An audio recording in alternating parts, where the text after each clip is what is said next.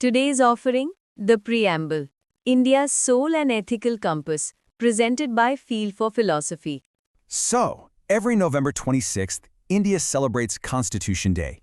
It's a day we reflect on this incredible document that guides the entire nation. But you have to wonder, in a text this huge, where do you find its real heart, its soul? Well, let's take a look. Let's ask that question directly. Where is the soul of Indian democracy? I mean, if you had to point to one single place that captures everything the nation believes in and hopes to be, where would you look? Well, the answer is right there at the very beginning, in the preamble to the Constitution. And it is so much more than just an introduction.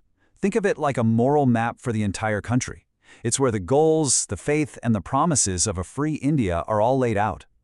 And it all kicks off with this incredibly powerful and frankly revolutionary declaration. We, the people of India. I mean, just think about the weight of those words. They make it crystal clear that the ultimate power doesn't belong to the government or some ruler. It belongs to the citizens. It's a constant reminder of who is truly at the center of the nation. Starting from that powerful idea, the preamble then builds on 4 core values. And these aren't just, political goals.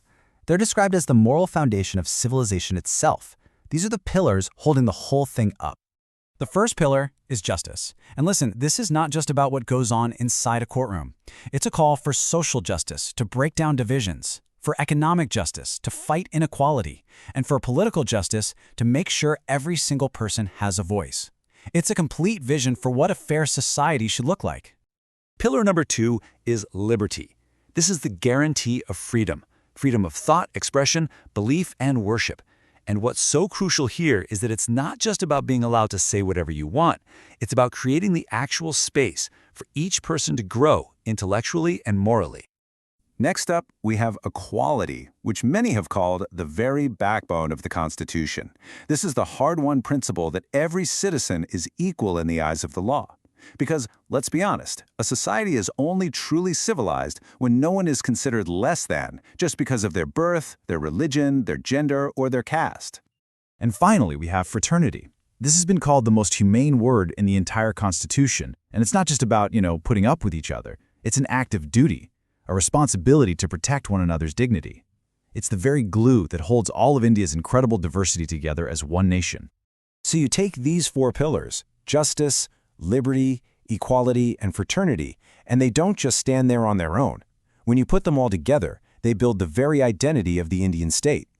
And that identity is defined by 5 key ideas. India is sovereign, which means it makes its own decisions, period. It's socialist, meaning the state has a responsibility to ensure social and economic justice. It's secular, so no single religion gets special treatment. It's democratic, because, as we said, the power ultimately lies with the people. And finally, it's a republic, where the head of state is an elected representative, not a king or queen. These 5 words really describe the moral shape of India. But here's the thing. These powerful words, they aren't just descriptions in a textbook. They are a promise. And that means we have to ask ourselves some pretty uncomfortable but absolutely necessary questions. Have we, the people, actually lived up to these ideals that we set for ourselves? For example, we see legal justice happening in our courts. But what about social justice? Is it just as widespread? Is it just as visible in our everyday society? Is the playing field really level for everyone? And what about liberty? In today's world of really heated arguments and debates, does our freedom of expression actually leave room for opinions that are different from our own? Do we genuinely respect them? And then there's equality. It's written in the law. It's guaranteed. But let's be real. Have we actually built a nation that is free from discrimination in our daily lives? And finally, that brings us to fraternity, that spirit of looking out for each other, of respecting each other's dignity. Do we see that reflected in our public life, in our politics, in the way we talk to each other every day? And this gets us to the most crucial point of all. The preamble isn't some historical document that you just read and memorize for a test. Its real value, its true power, comes when it is lived, when we use it as a moral compass to guide our actions every single day. And that leads us to the one thing we should all take away from this. On Constitution Day, and really on every day, we need to remember this simple, powerful truth. The preamble is not a suggestion. It's not a proposal. It is a promise. It's a promise made by the people, for the people, a promise that defines the very soul of the nation. And protecting that promise, Well, that's the truest form of patriotism there is. Thank you for watching this video.